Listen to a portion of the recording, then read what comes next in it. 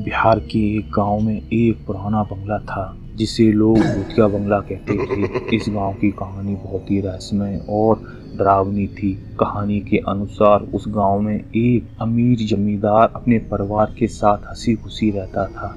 एक बार उस जमींदार ने अपने पूरे परिवार के साथ एक अनहोनी घटना को देख लिया जो उसे देखनी नहीं चाहिए थी। अगली सुबह पूरा का पूरा परिवार गायब हो गया और उनके बारे में कभी कोई खबर नहीं मिली। इस घटना के बाद उस बंगले में कुछ अजीबोगरीब घटनाएं होना शुरू हो गईं। गांव वाले कहते हैं कि बंगले से रात के समय चहल पहल की आवाजें और डरावनी चीखें सुनाई देती हैं। कई लोगों ने उस बंगले में भूतों को देखने का दावा भी किया है। एक दिन गांव के कुछ लोग बंगले की सच्चाई जानने के लिए वहां जाने का फैसला करते हैं। जैसे ही वो बंगले में प्रवेश करते हैं उन्हें अजीब अजीब आवाजें सुनाई देने लगती हैं। अचानक एक युवा को चीख सुनाई देती है और वो वहां से अचानक गायब हो जाता है। बाकी लोग डर के मारे बंगले से भाग जाते हैं। जब वो गांव लौटते हैं तो उन्हें पता चलता है कि जो युवा गायब हुआ था वो तो अपने घर पर सो रहा है